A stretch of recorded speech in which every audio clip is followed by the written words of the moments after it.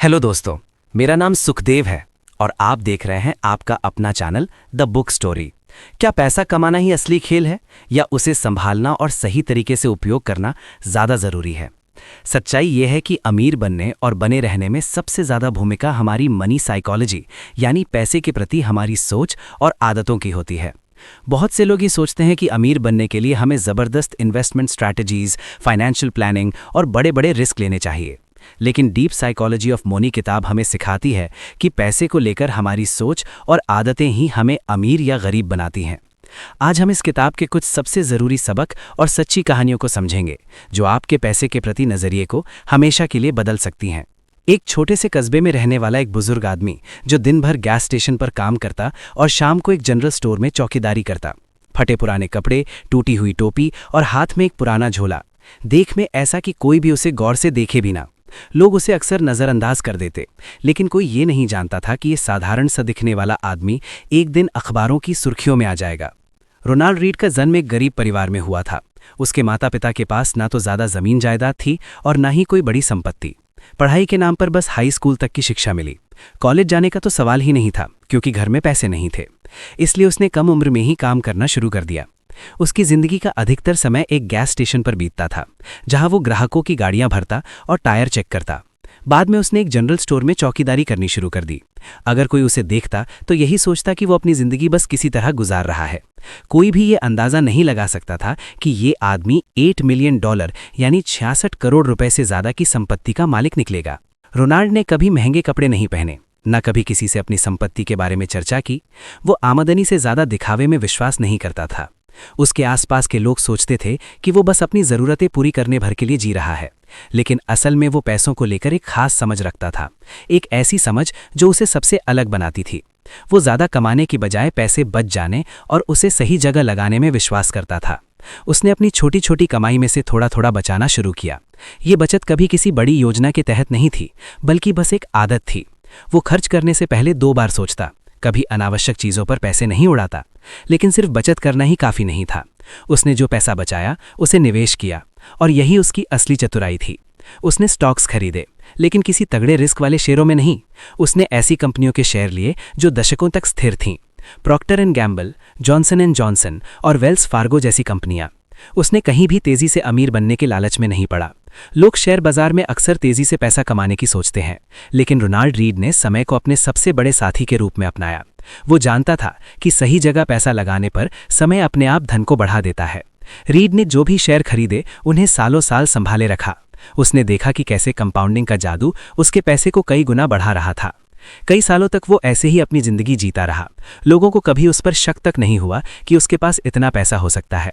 जब 2014 में 92 साल की उम्र में उसकी मौत हुई तो उसके परिवार और दोस्तों के होश उड़ गए। अखबारों ने छपा कि रोनाल्ड रीड के पास $8 मिलियन की संपत्ति थी। किसी को यकीन ही नहीं हुआ कि एक मामूली चौकीदार इतनी बड़ी संपत्ति का मालिक हो सकता है। लेकिन सच यही था। उसने कभी बड़ी सैलरी नहीं कमाई, उसने कोई लॉटरी नहीं जीती, उसने कोई हाई प्रोफाइल बिजनेस नहीं किया। उसने बस अपनी कमाई का एक हिस्सा लगातार निवेश किया और उसे समय के साथ बढ़ने दिया। उसने खर्च करने की बजाय पैसे को काम पर लगाया। रोनाल्ड रीड की कहानी इस बात का सबसे बड़ा उदाहरण है कि अमीर बनने के लिए बड़ी सैलरी या हाईफाई लाइफस्टाइल की ज़रूरत नहीं होती। इसके लिए सही माइंडसेट, धैर्य और अनुशासन चाहिए। और सबसे ज़रूरी बात, समय को अपने पक्ष में इस्तेमाल करने की समझ होनी चाहिए। अगर एक गैस स्टेशन कर्मचारी अपनी छोटी सी कमाई को $8 मिलियन में बदल सकता है, तो सोचिए कि सही आदतों के साथ कोई भी इंसान कितनी बड़ी संपत्ति बना सकता है। अब एक दूसरी कहानी देखिए, रिचर्ड और ग्रेस रॉकफेलर। एक ऐसा परिवार जिसकी गिनती दुनिया के सबसे अमीर लोगों में होती है। अगर आपके पास अनगिनत पैसा हो तो क्या आपको फाइनेंशियल प्लानिंग की ज़रूरत पड़ेगी? क्या आप कभी कंगाल हो सकते हैं? रिचर्ड और ग्रेस रॉकफेलर की कहानी इस सवाल का जवाब देगी। एक समय की बात है, अमेरिका के सबसे अमीर और प्रभावशाली परिवारों में से एक रॉकफेलर परिवार। ये वही परिवार था जिसने दशकों तक अमेरिका की अर्थव्यवस्था पर राज किया। पैसा, ताकत, शोहरत, सब कुछ था उनके पास। और इसी परिवार के 2 सदस्य थे, रिचर्ड और ग्रेस रॉकफेलर। इनका जीवन किसी परी कथा से कम नहीं था। आलीशान बंगले, महंगी गाड़ियां, निजी जेट और हर वो चीज़ जिसकी एक आम इंसान कल्पना भी नहीं कर सकता। लेकिन शायद यही सबसे बड़ी समस्या थी। उन्होंने कभी ये नहीं सोचा कि पैसा खत्म भी हो सकता है। रिचर्ड को यकीन था कि उनका परिवार हमेशा अमीर रहेगा। आखिरकार वो जिस विरासत का हिस्सा थे वो पीढ़ियों से चली आ रही थी। उनके दादा ने अरबों डॉलर की संपत्ति बनाई थी और रिचर्ड को विश्वास था कि ये हमेशा बनी रहेगी। उन्होंने खुलकर खर्च किया, दुनिया की सबसे बेहतरीन चीज़ों पर, बिना ये सोचे कि ये पैसा कभी खत्म भी हो सकता है। वहीं उनकी पत्नी ग्रेस भी अलग नहीं थी। उसे लगने लगा था कि उनका नाम ही उनकी ताकत है। जब आपके पास इतना पैसा हो कि आप कभी बैंक बैलेंस चेक करने की ज़रूरत ही न समझे, तो खर्च करने की आदत खुद ब खुद आ जाती है। लेकिन एक दिन ऐसा आया जब रिचर्ड और ग्रेस को ये पता चला कि उनके पास अब कुछ खास बचा नहीं है।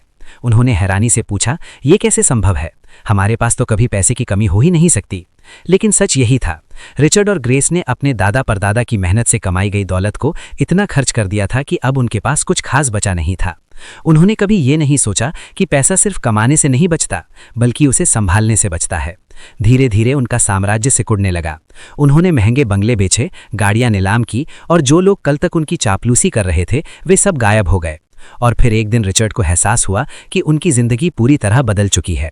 वो एक ऐसे मोड़ पर खड़े थे जहां से वापसी संभव नहीं थी। मॉर्गन हाउसेल इस कहानी को बताते हुए एक बहुत महत्वपूर्ण सबक देते हैं। अमीर बनने से ज्यादा मुश्किल है अमीर बने रहना। पैसा कमाना एक स्किल है, लेकिन उसे बनाए रखना एक आर्ट है। बहुत से लोग ये भूल जाते हैं कि उनकी दौलत अनंत नहीं है। वे ये मान लेते हैं कि उनकी संपत्ति हमेशा बनी रहेगी, और यहीं से उनके पतन की शुरुआत होती है। रिचर्ड और ग्रेस रॉकफेलर का किस्सा हमें ये सिखाता है कि दौलत टिकाऊ तभी बनती है जब हम अपने खर्चों को नियंत्रित करना सीखते हैं। पैसे का सही प्रबंधन ही असली संपत्ति है, ना कि केवल उसका ढेर लगाना। अब सोचिए, क्या आप भी वही गलती कर रहे हैं? क्या आप पैसा बचाने की बजाय उसे ऐसे ही खर्च कर रहे हैं जैसे वो कभी खत्म नहीं होगा? ये कहानी खत्म नहीं होती, ये सिर्फ एक शुरुआत है। क्योंकि पैसे की मनोविज्ञान को समझना ही असली खेल है, और ये खेल हर किसी को खेलना आना चाहिए। अब सवाल उठता है, अगर पैसा इतना ज़रूरी है तो हमें ज़्यादा पाने की कोशिश क्यों नहीं करनी चाहिए? इसका जवाब हमें रजत गुप्ता की कहानी से मिलेगा। रजत गुप्ता का जन्म एक साधारण भारतीय परिवार में हुआ था। उनका बचपन संघर्षों से भरा था, लेकिन उन्होंने हमेशा कुछ बड़ा करने का सपना देखा। पढ़ाई में अव्वल, मेहनती और महत्वाकांक्षी, ये 3 गुण उन्हें दूसरों से अलग बनाते थे। धीरे धीरे उन्होंने अपने करियर में ऊंचाइयों को छूना शुरू किया। वे दुनिया की सबसे प्रतिष्ठित कंसल्टिंग फर्म मैकिन्जी एंड कोमर के CEO बन गए। उनकी कहानी प्रेरणादायक थी। एक साधारण लड़का जिसने अपनी मेहनत से दुनिया की सबसे बड़ी कंपनियों में से एक की कमान संभाल ली। लेकिन सफलता के इस शिखर पर पहुंचने के बाद भी एक कमी थी, एक अदृश्य लालच जो उन्हें लगातार बेचैन करती थी। रजत गुप्ता को पहले ही बहुत कुछ मिल चुका था, इज्जत, पैसा, नाम, शोहरत, सब कुछ। लेकिन फिर भी उनके भीतर एक अदृश्य लालच जन्म लेने लगा। उन्होंने सोचा, अगर मैं पहले से इतना सफल हूं तो क्यों ना और ऊंचा जाऊं? अगर मेरे पास पहले से ही करोड़ों हैं तो अरबों क्यों नहीं? यहीं से उनकी कहानी एक नया मोड़ लेने वाली थी। एक दिन उन्होंने अपने करीबी दोस्त राजा राजरत्नम के बारे में एक इनसाइडर जानकारी मिली। राजा एक अरबपति इन्वेस्टर था जिसने स्टॉक मार्केट में बड़े खेल किए थे। जब रजत गुप्ता को गोल्डमैन सैक्स के CEO के साथ एक गुप्त मीटिंग में ये पता चला कि कंपनी जल्द ही बर्कशायर हैथवे से एक बड़ी डील करने जा रही है, तो उनके दिमाग में एक खतरनाक ख्याल आया। अगर वे इस खबर को अपने दोस्त राजा को बता दें तो वो इस इन्फॉर्मेशन का फायदा उठाकर करोड़ों कमा सकता है, और बदले में रजत को भी उसका हिस्सा मिल सकता है। यही हुआ। रजत गुप्ता ने अंदरूनी जानकारी राजा राजरत्नम तक पहुंचा दी। इसके कुछ ही मिनटों के भीतर राजा ने लाखों डॉलर के स्टॉक्स खरीद लिए। डील फाइनल हुई, शेयर की कीमतें बढ़ी और राजा ने करोड़ों कमा लिए। कुछ समय तक सब कुछ ठीक चला। रजत को लगा कि उन्होंने एक छोटा सा कदम उठाया है जो किसी को पता नहीं चलेगा।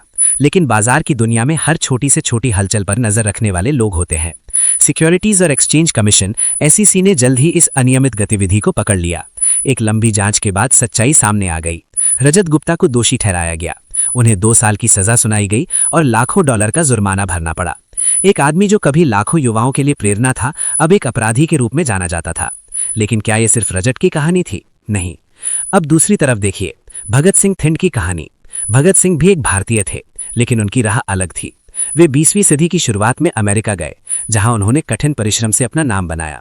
वे एक लेखक बने, एक प्रोफेसर बने, और उन्होंने अपनी पूरी जिंदगी ज्ञान बांटने में लगा दी। उनके पास भी विकल्प थे। वे भी अपनी प्रतिभा का इस्तेमाल गलत रास्तों में कर सकते थे, लेकिन उन्होंने चुना धैर्य और ईमानदारी का रास्ता। उनके पास पैसा आया, लेकिन उन्होंने उसे संभाल कर रखा। उन्होंने धीरे धीरे अपनी संपत्ति बनाई, ना कि कोई शॉर्टकट अपनाया। ये कहानी सिर्फ 2 लोगों की नहीं है, ये हमारे और आपके जैसे हर इंसान की कहानी हो सकती है। हम सभी के सामने कभी ना कभी ऐसे फैसले आते हैं जहां हमें चुनना होता है शॉर्टकट या धैर्य। रजत गुप्ता के पास पहले से ही बहुत कुछ था, लेकिन उन्हें और चाहिए था। यही सफलता का भ्रम होता है। जब इंसान ऊंचाई पर होता है तो उसे लगता है कि वो कभी नीचे नहीं गिरेगा, लेकिन असली समझदार वही होता है जो अपने कदम सोच समझकर बढ़ाए, क्योंकि पैसा कमाना एक कला है, लेकिन उसे बचाए रखना एक विज्ञान। अब बात करते हैं उन लोगों की जो पैसा तो कमा लेते हैं लेकिन उसे बनाए नहीं रख पाते। अगर आप दुनिया के सबसे महान ट्रेडर्स की लिस्ट देखें तो एक नाम जरूर मिलेगा, जेसी लिवरमोर। एक ऐसा इंसान जिसने बिना किसी औपचारिक शिक्षा के शेयर बाजार की चालें सीखीं, छोटी उम्र में ट्रेडिंग शुरू की और कुछ ही सालों में करोड़ों डॉलर कमा लिए। लेकिन जितनी तेजी से उसने दौलत बनाई, उतनी ही तेजी से वो सब कुछ खो भी बैठा। 1900 के शुरुआती दशक में अमेरिका में स्टॉक मार्केट एक रहस्यमयी और खतरनाक दुनिया थी। कुछ लोग इसे अपनी किस्मत चमकाने का जरिया मानते थे, जबकि कई लोग इसमें सब कुछ हारकर अंधकार में खो जाते थे। जेसी लिवरमोर का जीवन इसी बाजार का एक जिंदा उदाहरण था। एक ऐसा व्यक्ति जिसने अपनी मेहनत और प्रतिभा से अपार दौलत कमाई, लेकिन अंत में खुद को अंधकार में पाया। लिवरमोर का जन्म 1877 में हुआ था। उसका बचपन गरीबी में बीता, लेकिन वो हमेशा एक अलग सोच वाला बच्चा था। उसने छोटी उम्र में ही गणित में गहरी रुचि दिखाई और इसी रुचि ने उसे शेयर बाजार में संभावनाएं खोजने की एक अनोखी दृष्टि दी। जब वो केवल 14 साल का था तो उसने एक ब्रोकरेज फर्म में क्लर्क के रूप में काम करना शुरू किया। यहाँ काम करते हुए उसने शेयर बाजार की गहरी समझ विकसित की और महसूस किया कि कीमतों में आने वाले पैटर्न को समझा जा सकता है। उसका पहला बड़ा दांव तब लगा जब उसने स्टॉक मार्केट की गतिविधियों को देखते हुए एक छोटा निवेश किया। वो सही साबित हुआ। पैसा कमाने का ये पहला अनुभव उसके लिए एक नए जुनून की शुरुआत थी। जल्द ही उसने अपने छोटे निवेश को कई गुना बढ़ा लिया। अब वो केवल एक क्लर्क नहीं था, वो स्टॉक मार्केट का खिलाड़ी बन चुका था। लिवरमोर का आत्मविश्वास बढ़ता गया। उसने एक के बाद एक बड़े दांव लगाने शुरू किए और लगातार जीतता गया। उसने 1907 की आर्थिक मंदी से पहले बाजार की कमजोरी को भांप लिया और सही समय पर अपनी शॉर्ट सेलिंग स्ट्रैटेजी अपनाकर लाखों डॉलर कमा लिए। ये उसकी सबसे बड़ी जीतों में से एक थी। वो अचानक से शेयर बाजार के उस्तादों में गिना जाने लगा, लेकिन पैसे के साथ साथ एक खतरनाक चीज भी उसके अंदर बढ़ रही थी, अहंकार। उसे लगने लगा कि वो बाजार को हरा सकता है, कि उसके फैसले कभी गलत नहीं हो सकते। वो जितना ज्यादा जीतता गया उतना ही ज्यादा जोखिम लेने लगा। उसे यकीन था कि वो कभी हार नहीं सकता। 1929 में जब अमेरिका की सबसे भयंकर आर्थिक मंदी आई, तब भी लिवरमोर ने बाजार की कमजोरी को समझ लिया था। उसने फिर से सही दांव खेला और इस बार अरबों डॉलर कमाए। उस समय उसकी संपत्ति 100 मिलियन डॉलर, आज के हिसाब से करीब 1.5 बिलियन डॉलर से भी ज्यादा थी। वो वॉल स्ट्रीट का सबसे चमत्कारी आदमी बन चुका था। लेकिन यहीं से उसकी असली परीक्षा शुरू हुई। इतनी सफलता के बाद भी उसने वही गलती की जो ज्यादातर लोग करते हैं। उसे लगा कि वो बाजार को पूरी तरह समझ चुका है, कि वो कभी गलत नहीं हो सकता। इस विश्वास के साथ उसने और भी ज्यादा जोखिम भरे सौदे किए, बिना ये सोचे कि बाजार हमेशा उसकी तरफ नहीं रहेगा। धीरे धीरे उसकी रणनीतियां असफल होने लगीं। उसने जो पैसा कमाया था वो तेजी से घटने लगा। अपनी स्थिति सुधारने के लिए उसने और ज्यादा जोखिम उठाए, लेकिन इस बार बाजार ने उसकी चाल को नहीं अपनाया। वो बार बार गलतियां करने लगा। उसके चारों तरफ का माहौल बदल चुका था। जिन लोगों ने उसे एक वित्तीय जीनियस माना था, वही अब उसे असफलता का प्रतीक मानने लगे। 1930 के दशक के अंत तक लिवरमोर ने लगभग अपना सब कुछ खो दिया था। उसकी हालत इतनी खराब हो गई थी कि उसे अपनी रोजमर्रा की जरूरतों के लिए भी संघर्ष करना पड़ रहा था। एक समय जो आदमी दुनिया के सबसे अमीर लोगों में गिना जाता था, अब अकेला और कर्ज में डूबा हुआ था। नवंबर 1940 में जेसी लिवरमोर न्यूयॉर्क के एक होटल के कमरे में बैठा था। उसके पास अब ना तो पैसा बचा था, ना ही वो आत्मविश्वास जो उसे कभी इस मुकाम तक लाया था। उसने एक पत्र लिखा जिसमें उसने अपनी मानसिक स्थिति और असफलताओं के बारे में बताया। फिर उसने खुद को गोली मार ली।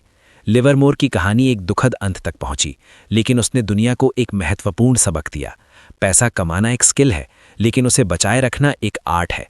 कोई भी व्यक्ति चाहे जितना भी सफल हो जाए, अगर वो अपने फैसलों में धैर्य और समझदारी नहीं रखता तो वो सब कुछ खो सकता है। लिवरमोर ने कई बार सही भविष्यवाणी की थी, लेकिन उसकी सबसे बड़ी गलती ये थी कि वो ये मान बैठा कि वो कभी गलत नहीं हो सकता। यही द साइकोलॉजी ऑफ मनी का सबसे महत्वपूर्ण संदेश है। अमीर बनने से ज्यादा जरूरी है अमीर बने रहना। अब आखिरी और सबसे दिलचस्प सवाल, क्या पैसा कमाना सिर्फ मेहनत और टैलेंट पर निर्भर करता है? अगर आप दुनिया के सबसे सफल इंसानों की लिस्ट बनाएं तो बिल गेट्स का नाम जरूर आएगा। उन्होंने माइक्रोसॉफ्ट की शुरुआत की, टेक्नोलॉजी की दुनिया बदल दी और अरबों डॉलर की संपत्ति बनाई। लेकिन क्या ये सब सिर्फ उनकी मेहनत और टैलेंट की वजह से हुआ या इसमें भाग्य का भी कोई हाथ था? बिल गेट्स के बचपन का एक सबसे अच्छा दोस्त था केंट एवंस। दोनों साथ में स्कूल में पढ़ते थे और टेक्नोलॉजी में गहरी दिलचस्पी रखते थे। अगर केंट जिंदा होता तो शायद वो भी एक बड़ा बिजनेसमैन बनता, लेकिन एक दुर्घटना ने उसकी जिंदगी खत्म कर दी। बिल गेट्स ने खुद स्वीकार किया है कि अगर केंट जीवित होता तो शायद वो भी माइक्रोसॉफ्ट के निर्माण में उसकी बराबरी का योगदान देता। यहाँ सवाल उठता है, अगर केंट एवंस की किस्मत बेहतर होती तो क्या वो भी आज उतना ही सफल होता? इसका जवाब आसान नहीं है, लेकिन एक बात साफ है, सिर्फ टैलेंट और मेहनत ही सब कुछ तय नहीं करते, बल्कि भाग्य भी एक महत्वपूर्ण भूमिका निभाता है। इसका मतलब ये नहीं कि हमें सिर्फ किस्मत पर निर्भर रहना चाहिए। मेहनत और सही फैसले बेहद ज़रूरी है, लेकिन हमें ये भी समझना होगा कि हर सफल इंसान के पीछे भाग्य का भी एक हिस्सा होता है। अगर बिल गेट्स किसी ऐसे स्कूल में पढ़ते जहां कंप्यूटर की सुविधा नहीं होती, तो क्या वे वही माइक्रोसॉफ्ट बना पाते? अगर स्टीव जॉब्स को सही समय पर सही लोग ना मिलते, तो क्या एप्पल बन पाता?